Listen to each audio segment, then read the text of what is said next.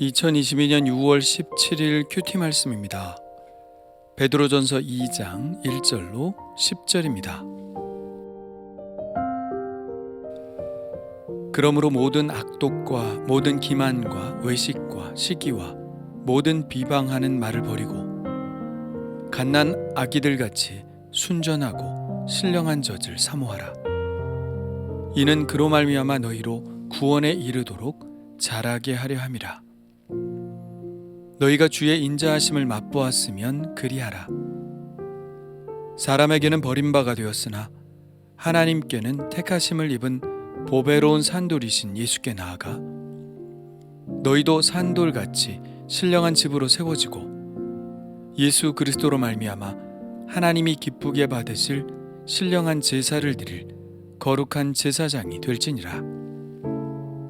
성경에 기록되었으되 보라, 내가 택한 보배로운 모퉁이 돌을 시온에 두노니 그를 믿는 자는 부끄러움을 당하지 아니하리라 하였으니, 그러므로 믿는 너희에게는 보배이나 믿지 아니하는 자에게는 건축자들이 버린 그 돌이 모퉁이의 머릿돌이 되고 또한 부딪히는 돌과 걸려 넘어지게 하는 바위가 되었다 하였느니라. 그들이 말씀을 순종하지 아니함으로 넘어지나니 이는 그들을 이렇게 정하신 것이라.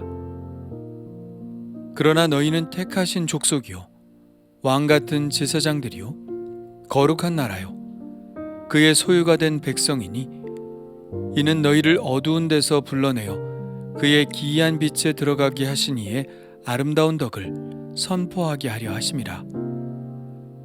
너희가 전에는 백성이 아니더니 이제는 하나님의 백성이요 전에는 긍휼을 얻지 못하였더니 이제는 긍휼을 얻은 자니라. 아멘.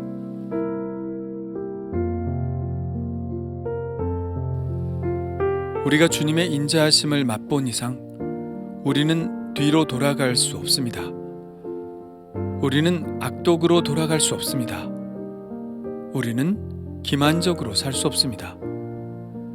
우리는 거룩한 척 흉내만 낼 수 없습니다. 우리는 다른 사람들을 비방하는 말을 하며 살 수 없습니다. 그것은 마치 토한 것을 다시 먹는 것과 같은 가증한 것입니다.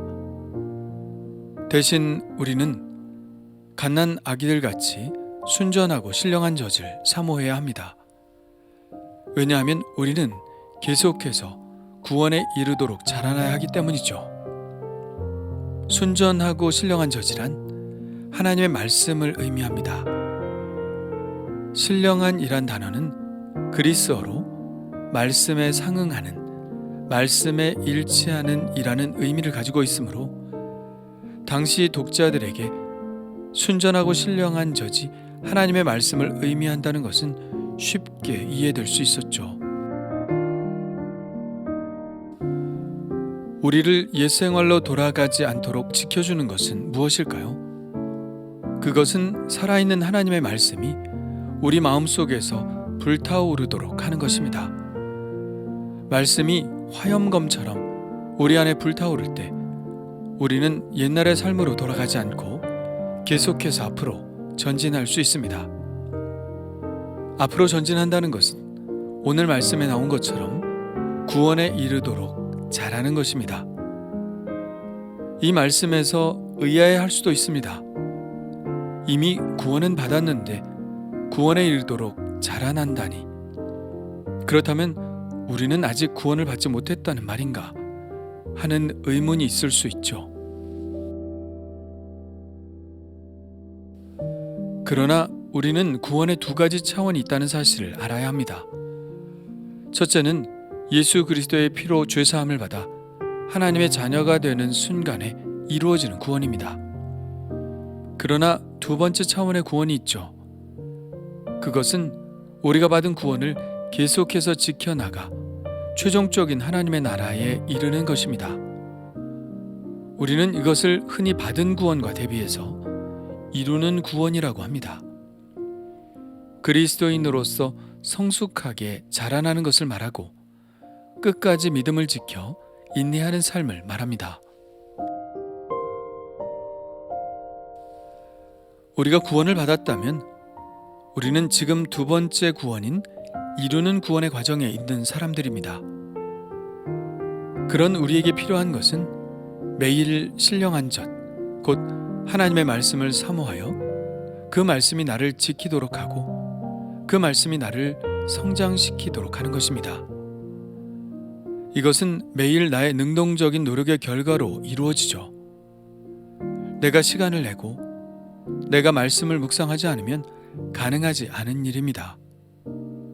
심지 않고 거둘 수는 없죠.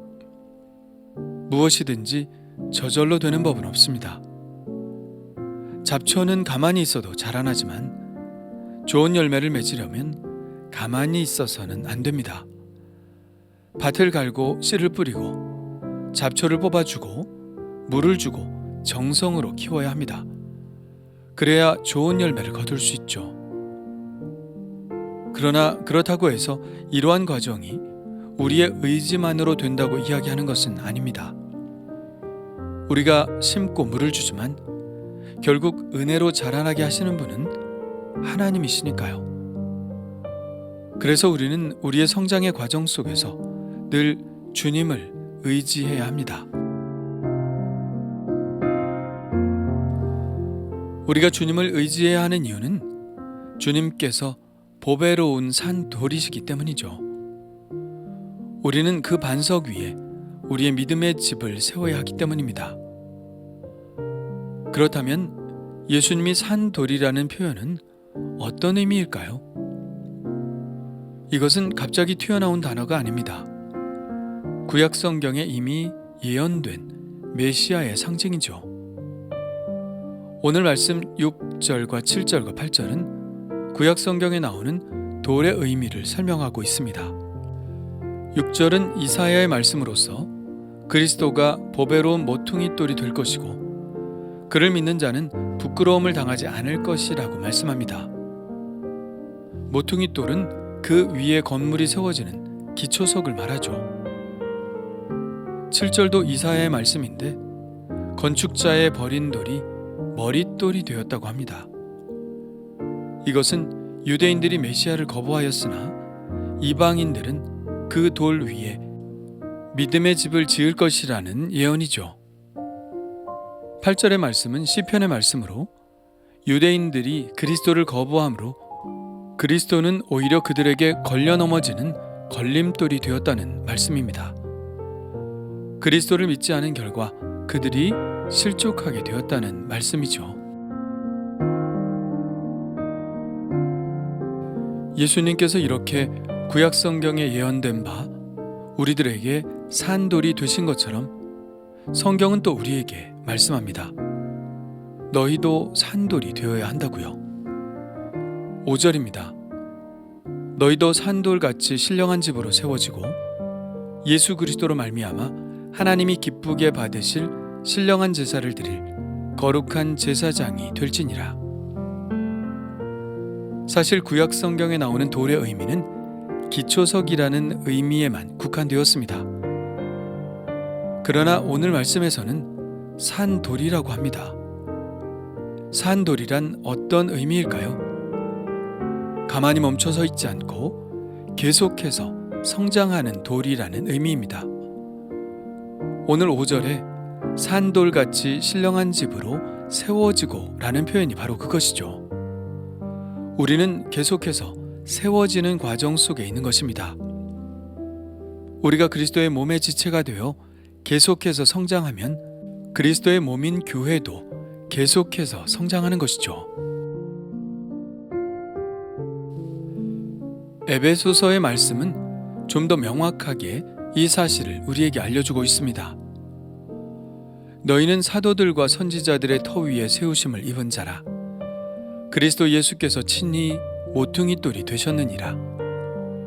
그의 안에서 건물마다 서로 연결하여 주 안에서 성전이 되어가고 너희도 성령 안에서 하나님이 거하실 처소가 되기 위하여 그리스도 예수 안에서 함께 지어져 가느니라.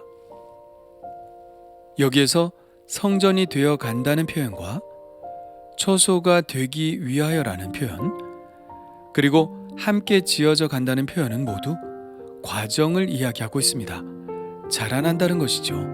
살아있는 돌이라는 것입니다.